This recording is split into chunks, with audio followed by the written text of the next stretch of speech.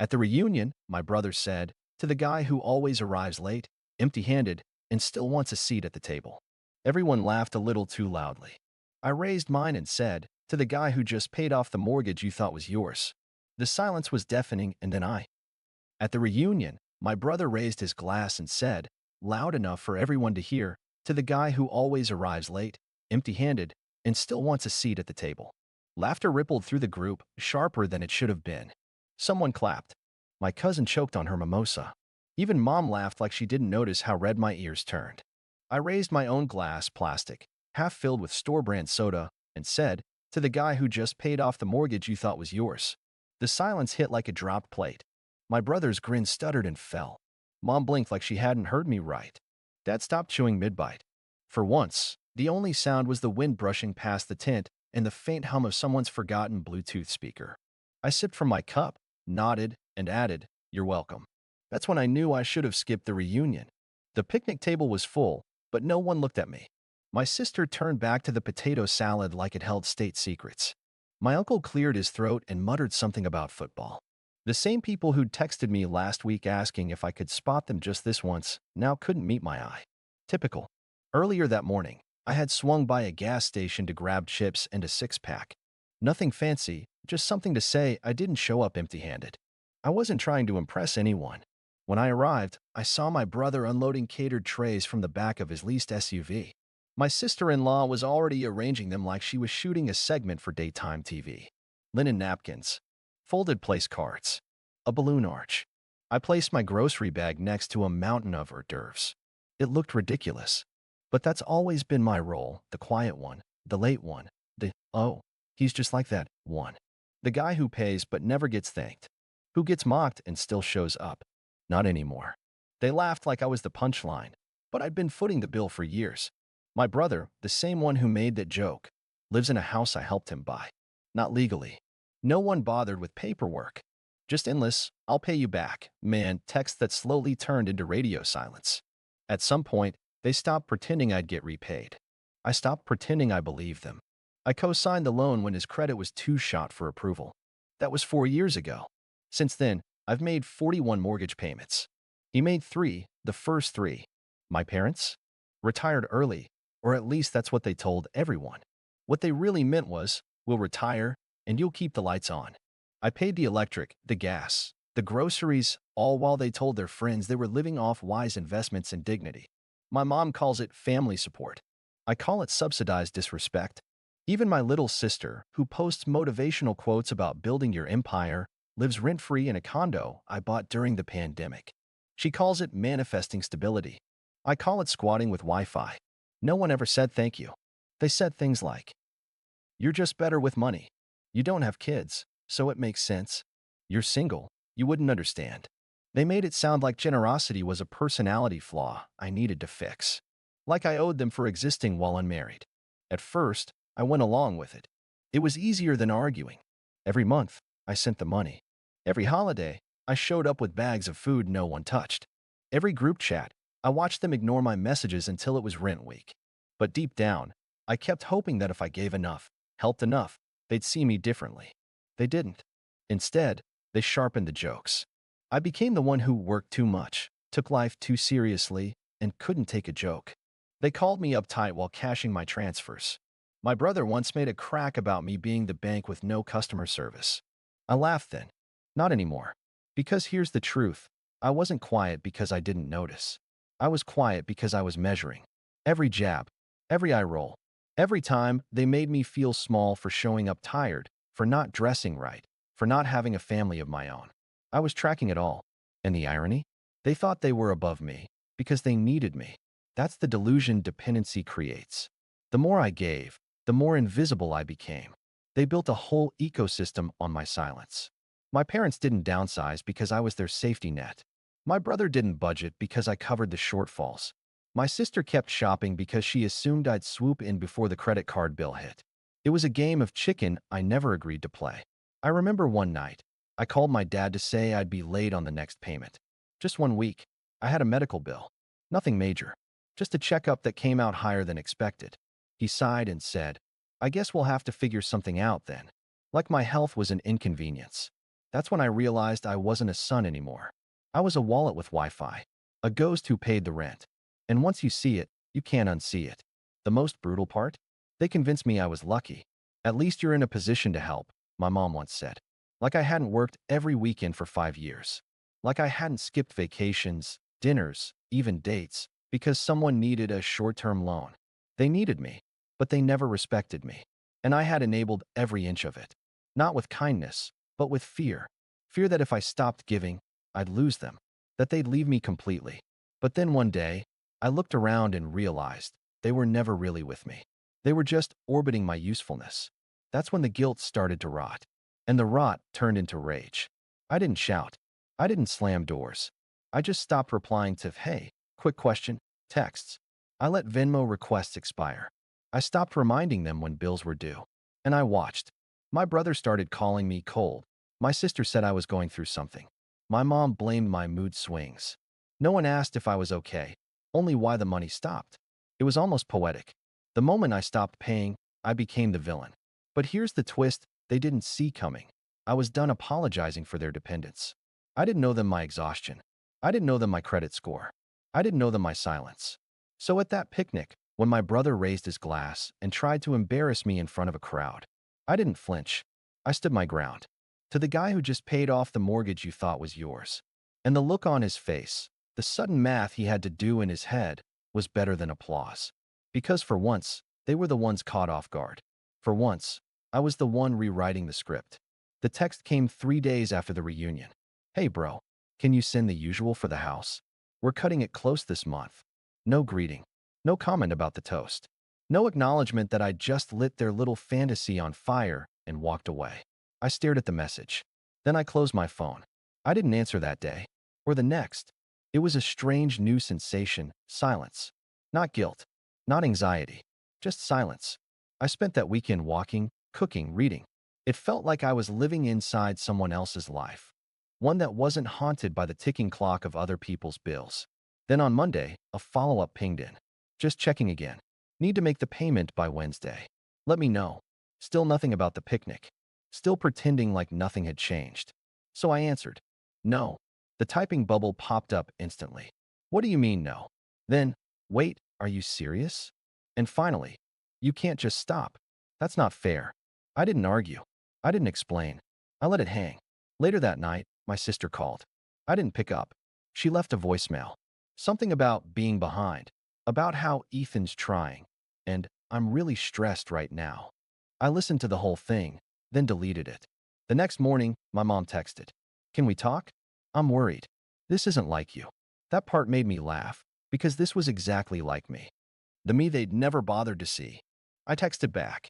I'm done funding people who treat me like a joke. 10 seconds later, the phone rang. Mom. I picked up. Excuse me, she said, as if she couldn't possibly have read that right. You heard me, I said. Calm. Flat. Measured. I'm done. There was silence. Then she tried to pivot. We're family. Families help each other. That's always been our way. No, I said. That's always been my way. Everyone else just took. She didn't like that. The tone shifted. She said I was ungrateful, that I was trying to punish everyone, that I was being emotional. Actually, I said, I've never been clearer. Then I hung up. 20 minutes later, my dad called. I didn't want to answer, but I did, because I knew exactly what he'd say. So, you're really cutting everyone off? He asked, like this was a practical joke gone too far. Yes. He gave that tired sigh, the one he used when the car broke down or the TV remote went missing. You can't just leave us like this, he said. I didn't leave, I replied. I stayed longer than I should have. You just stopped noticing. What about the mortgage? He asked. It's due in 5 days. I'm not paying it. There was a long pause. Then he laughed. A dry, uncomfortable kind of laugh. You're bluffing. I'm not. You always say stuff like this. No, I don't. This is new. Then I said it, the one thing that really cracked the illusion. You mocked me. I paid your mortgage. That ends now. Silence. I could almost hear the floor creaking beneath his sense of entitlement. He hung up without a word. And that was the moment, the actual break. The fantasy shattered. The ATM stopped working. The default donor walked off the stage. Over the next few days, the group chat went quiet. The same group that used to light up every time someone needed a favor or a ride or a last-minute loan was suddenly dormant. They didn't know how to function without me. Then the guilt campaign began. My sister texted, "I'm literally crying right now. I can't believe you're doing this to your own family." My mom sent a voice note. I didn't open it. My brother, the one who toasted to my failures, texted just one word. "Seriously?" I didn't reply. Then came the escalation. "I might have to break my lease," my sister said. "We'll have to move back in with mom and dad. Is that what you want?" "Yes," I texted back. "Exactly." She didn't answer after that. But the next day, I heard from my dad again. His tone was different this time. Not angry, desperate. "What happened to you?" he asked. "You used to be reliable." "No," I said. "I used to be scared." He went quiet. "Scared of what?" "Of losing you," I said. "But I can't lose people who only show up when they need something." He hung up again. A week later, my sister posted a photo on Instagram. Caption, "Back where it all began." It was a shot of her childhood bedroom. Same posters, same bedspread, same pretend smile. Ethan wasn't in the picture. I didn't comment. Then mom called, this time, unfiltered. "I hope you're happy," she said. "She's miserable. We're all miserable." "I'm peaceful," I said. Another hang-up. That month, I paid only one bill, my own. And for the first time in years, I slept without checking my bank app every night. But the real moment, the final cut, came 2 weeks later.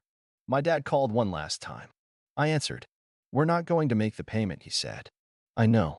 There's a letter. From the bank." I figured. "So that's it? You're just going to watch us lose everything?" "No," I said. "I already watched you lose me. This part's just paperwork." He didn't yell. He didn't cry. He just breathed heavy into the phone, like maybe he was aging all at once. Then he whispered, "You really mean it?" "I do." I hung up. He didn't call back. And that was the moment I crossed the line I had drawn for myself for years, the line between being useful and being used.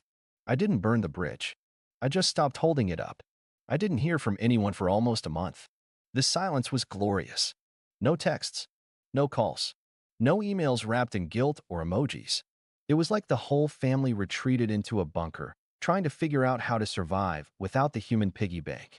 Then my mom called. "Dinner," she said. "Just dinner. No expectations." I said yes. Not because I believed her, I didn't. But I wanted to see it. To look them in the eye and measure how far the collapse had reached. They tried to make the house look normal. Clean table, reheated pasta, a bottle of wine that probably came from the discount shelf. My dad looked tired in a way he didn't try to hide. My mom wore makeup but forgot to blend it properly. My sister didn't come down. We ate. Quietly. Like strangers pretending to be family. Then my mom leaned in. "We're in a tough spot right now," she said carefully. "Just for a little while. If you could help again." I didn't let her finish. "No."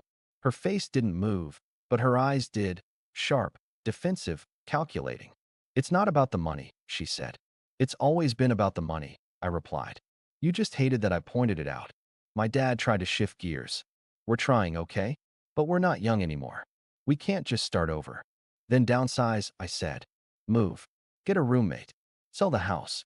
Do what people do when they don't have backup." He flinched. "We built this life," he said. "No," I corrected.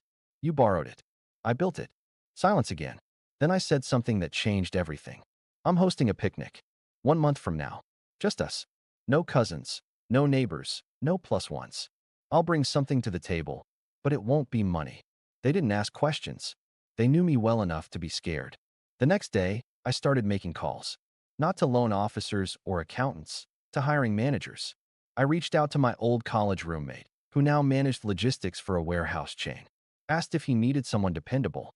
He said, "Always." I called an old friend who ran a community clinic. Asked if they still needed admin help. She said, desperately.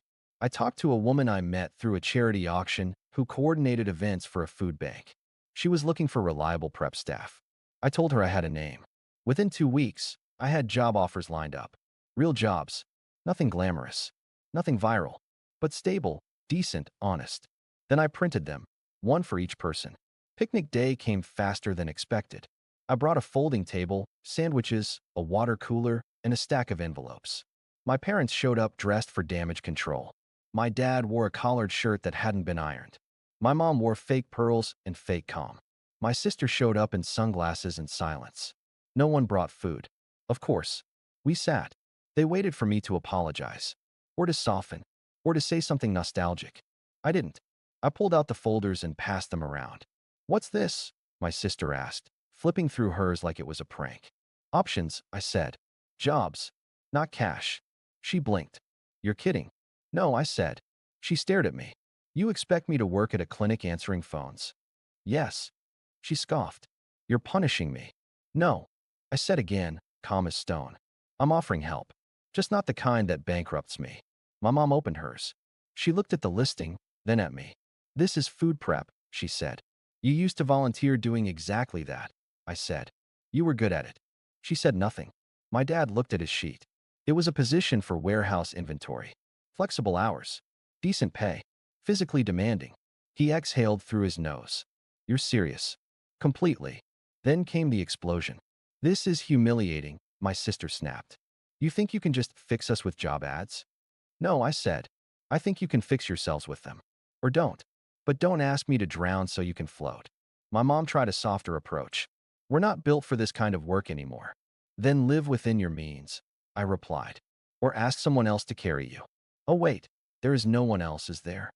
My dad stood up like he was going to say something profound. Then he didn't. They packed up. My sister left her folder on the table. My mom dropped hers in the trash. My dad shoved his in his jacket. They didn't hug me. They didn't say goodbye. And that was the best part. No more pretending. I sat at the table for a while after they left. Just me, some untouched sandwiches, and 3 chairs that would stay empty by choice. But I felt full. For the first time, I wasn't the one being discarded. I was the one doing the choosing. And I chose self-respect. They wanted help? I gave it. But help doesn't always come with a deposit. Sometimes it comes with a mirror. 3 days passed. Then the clinic called. "Just wanted to thank you for referring Madison," the woman said. She interviewed Monday. Started today. So far, so good. I stared at my phone. Madison, my sister, took the job. No drama. No announcement. No Instagram story about new chapters or healing energy. Just work. That's when I realized something had shifted. She didn't do it for me. She did it because she had no choice. And that made it real. I didn't reach out. I didn't congratulate her. I just waited. For days later, a text came through. "Started work. It's fine. Don't get used to me thanking you. But also, I'm not quitting." So there. No hearts. No emojis. Just fact. Blunt. Honest. Perfect. Then came the next move. My dad. He called and asked if the warehouse job was still open. Said he'd been thinking. His voice had none of the performance I was used to, just fatigue. I gave him the number again. He didn't thank me. But 2 weeks later, my cousin texted me. "Uncle Joe's working now?" He actually clocked in today at 7 a.m. "What did you do?" "Nothing. I just stopped saving him." He saved himself. Even my mom, who once said her hands were too old for kitchen work, took the food prep position quietly. She clocked hours under a different last name. Not to hide from strangers. To hide from shame. She didn't tell anyone. But I knew. Because one day she sent me a flyer for a Sunday food drive. No message, no ask, just the flyer. Like she wanted to show me something, without showing it. And that silence? That was louder than any apology. The group chat stayed dead. No new jokes. No funny memes. No chain messages about how family is everything. Because now, they were busy. Busy working. Busy adjusting. Busy surviving without the one person they swore couldn't let go. They had finally been forced to stand. And even though they stumbled, they stood. For the first time in my life, I wasn't angry. I wasn't bitter. I was just still. I came home from work, made myself dinner, watched documentaries I'd been putting off for years. I slept through the night without dreaming of missed payments or disappointed sighs. And slowly, signs began to appear. My sister posted a photo of her clinic ID badge. No caption, just the image. A public restroom mirror, fluorescent lights, her hand holding it up like proof. My dad sent a single line. "Got forklift certified today. My back's not thrilled, but it's honest work." And my mom? She emailed. Not texted, emailed. 2 sentences, no subject line. "I didn't realize how much we relied on you until we had to rely on ourselves. We're trying. No theatrics. No emotional blackmail.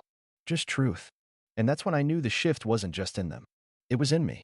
I didn't need them to validate me anymore. I didn't need them to be proud or to say sorry or to pretend to change. Because this time, they did change. Not for me, for themselves. And me?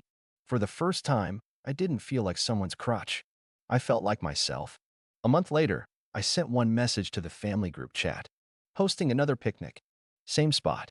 Saturday at noon. Come if you want. No frills. No emojis. No bait. No one replied. But they came.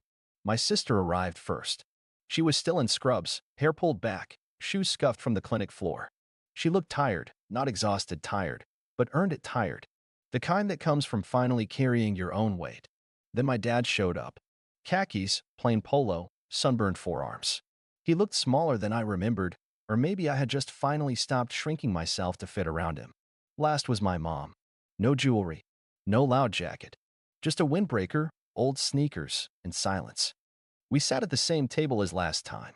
No arch, no curated photos, no tension. I didn't wait for someone to speak first. I didn't smile. I didn't joke. I laid it down like truth. I'm not paying your bills again. No one flinched. I'm not here to rescue. I'm not here to bleed so no one else has to sweat. Still silence, but it was different this time. I love you. That hasn't changed. But love without boundaries isn't love. It's sacrifice. And I'm done bleeding. They didn't argue. They didn't bargain. Because now they knew. My dad nodded once, slow and firm, like the gears in his head had finally stopped grinding against denial. My sister picked at the edge of her paper napkin but didn't speak. She didn't need to. My mom, who once led every room like a general with pearls and casserole, just sat back and said, "We know." Not dramatic, not defensive, just acknowledgement. And right then, for the first time in my life, I didn't feel like the broken one at the table. I felt like the adult. We shared sandwiches. No one fought over the last soda. No one made dicks. We talked about mundane things, traffic, weather, a neighbor's annoying dog. Nothing important, and yet somehow the most important conversation we'd ever had. Because it was real. At the end, they helped clean up. My dad folded the table. My mom gathered the trash. My sister tied the bag and said, "I'll walk this to the bin." She didn't ask for gas money. I didn't offer. As they left, I stood there alone, same as last time, but this time I wasn't abandoned. I was free, and not just from the money, or the weight, or the manipulation. Free from the version of me that believed I had to earn love through suffering. They changed, but not because I begged them to. Because I stopped saving them long enough for them to realize they had to swim. And the most transformational moment? They did.